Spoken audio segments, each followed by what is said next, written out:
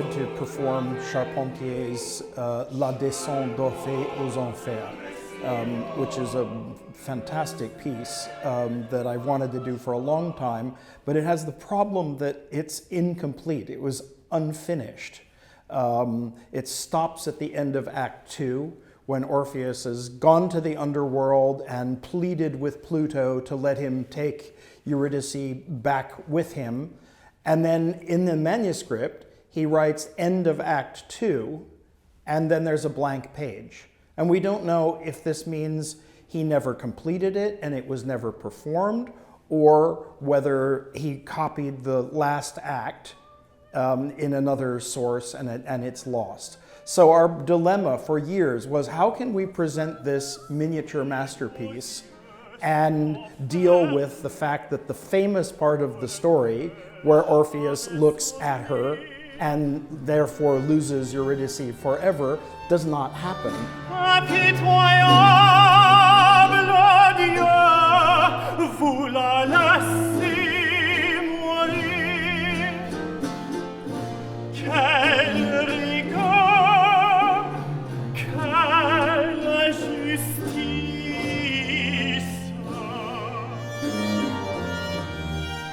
La Couronne de Fleurs, being a celebration of music and poetry, seems to us a perfect frame for the story of Orpheus. And Orpheus is inside, in fact, put inside this frame, so we have another relation with the piece.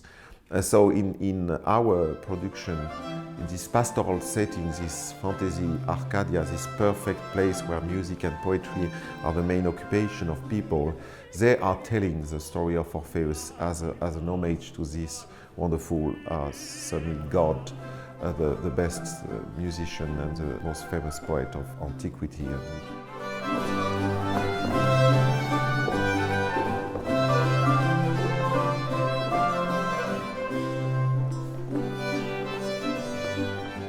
Descente d'Orphée is a well-known piece. It's been on our minds to do that piece for quite some time, and we have in the person of Aaron Sheehan, the tenor, somebody who's just perfectly fitted to do that role, and that's something you have to wait for. You have to have exactly the right Orphée or Orpheus to do this piece. We are a company quite equivalent to that household group of musicians that the Hôtel de Guise had. And when we looked at it and we saw that you could say which parts each of the singers for Madame de Guise was singing, which parts, we tried to equate it with our singers. So we thought, well, if this singer is singing the role of Pan and of Apollo, well, that sounds like our Olivier, for instance. So, well, that sounds like the role of Plutone. Well, that's obviously for our Douglas. So we tried to equate it one-to-one, our singers with her singers.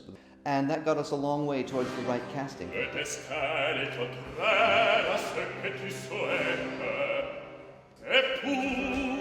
When Gilbert sent me the translation and I read it, the poetry in French is fantastic, but listening to it live is just absolutely sublime. So it somehow comes kind of off the page, and the music is beautiful.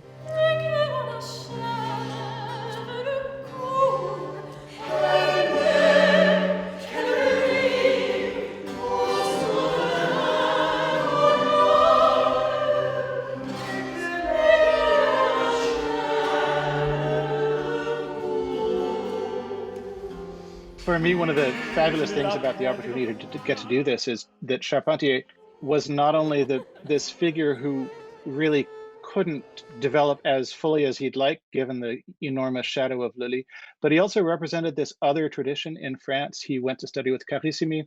He brought the full riches of 17th century Italy to France. And part of that is this extraordinary richness of harmonic language that he uses constantly, which is emphasized, I think, in this opera, particularly by the fact that it's not as often with his chamber operas. Usually they're just with two top parts and a continuo as the sort of orchestral color. But here he actually introduces this full consort of viols, of three viols, that creates this magical sound for, particularly for Orpheus's laments, that becomes the lyre of Orpheus, and this combination of the great viola da gamba tradition of France with this fantastic richness of Italian harmony is something that makes this opera really, really, really special in it.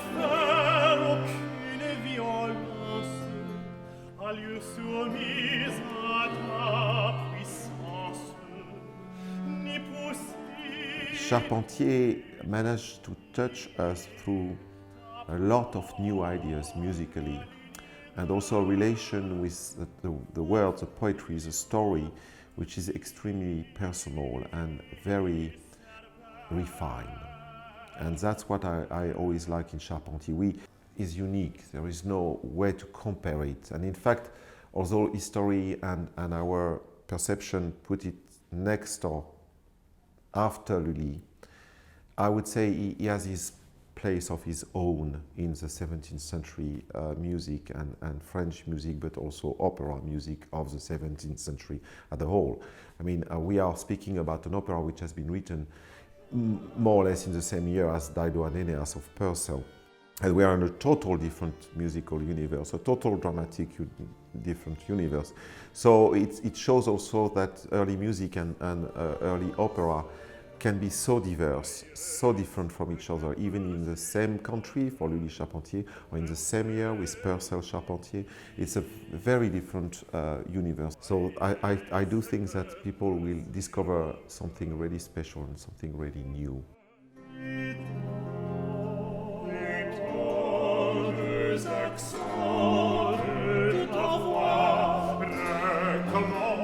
The intense beauty and elegance of Gilbert Charpentier production has always stayed with me, and it's actually one of the great treasures for me to see this again. It was just such a magical experience to be in the midst of, to be really transported each night.